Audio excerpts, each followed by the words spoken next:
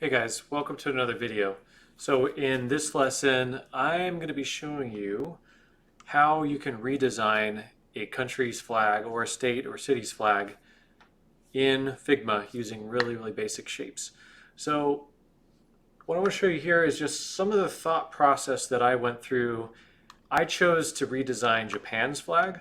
So before doing that, I did a little bit of research about Japan's flag and what it means and some different versions of flags they've had. And they've actually gone through some redesigns themselves. And based on what I know from the culture and history and the landscape and kind of cultural icons, these are some concepts I came up with. So I kind of wanted to start simple. I'm really into philosophy of minimalism and Zen. And so these were the kind of the black and white ones I did. And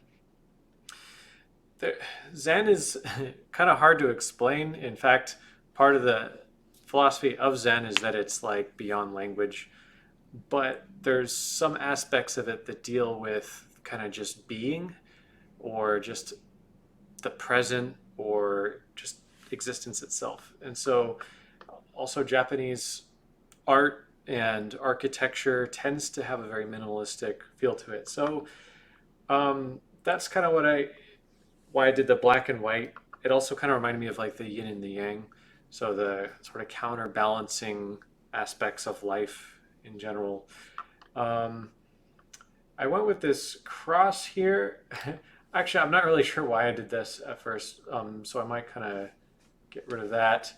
But I think out of all of these, my favorite would be this one right here. It's just taking the original design of the red sun and just making it super minimal and like a dot and just kind of having it be like Zen. The second one, you can probably tell I was focusing on Mount Fuji, which is pretty iconic. And in terms of the colors, the different colors I was using, the pink sort of represents a couple things. The color of the sky of the rising sun. It also represents the pink of the cherry blossom, which is also very iconic. And I have the cap of the mountain as white, and white usually represents peace. And this is just kind of representing the declaration of peace that Japan made after World War II. And then the green represents Japan being very, well, first of all, there's lots of forests in the mountains. If you've ever seen pictures of Kyoto, it's very green. And also representing their concern or emphasis on being sustainable, because it's a very small island with a very large population, so everyone has to be very conservative with resources.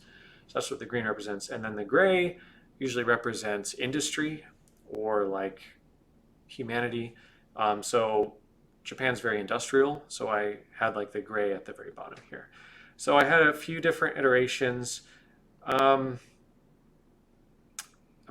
maybe the top one, but I think this might be a little too literal. It might be just a little too illustrative. The next one, I took again, the concept of the red dot, which represents the rising sun, because they're the east furthest country in Asia. So they're like the first to see the rising sun over the Pacific. And I took the pink of the cherry blossom, or also like the sunrise. I added that. White representing peace, and then blue representing like the ocean, because a lot of traditional ancient Japanese art,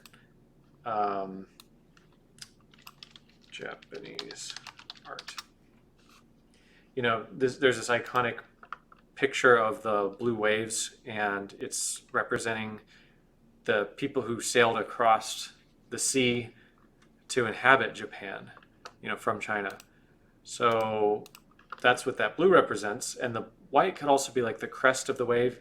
The blue could also represent Mount Fuji, with the snow-capped top. And then this one, I just decided to do away with the circle altogether. Same colors representing the same things. This last one was my favorite of these, it's the traditional Japanese flag, but it has the pink at the top representing kind of like the rise of a new era, and also the pink of the cherry blossom. And then the white is sort of like this slash, like, piece, and it represents kind of Japan being cut off from its old ways, like the imperial Japan of World War II, and that kind of just like sinking to the bottom. I think that might be my favorite one so far. And then this last one, I went with, I was kind of inspired by Hong Kong's flag. So it has, whoops, it's red with the lotus in the middle and in sort of a star shape. So I went with that inspiration, but pink with the cherry blossom, red symbolizing the original, red dot, and then the star. You might say that's like the alliances with, Europe and South Korea and the United States and whoever else. I don't know. I didn't really think too much into the star, other than its shape, and then it reminded me of Hong Kong. I went with this one as my final version. Actually, you know what? I might go with either one of these. So that's basically it. So you already know from the previous assignment how to make these shapes. These are just circles, rectangles, and stars. That's it.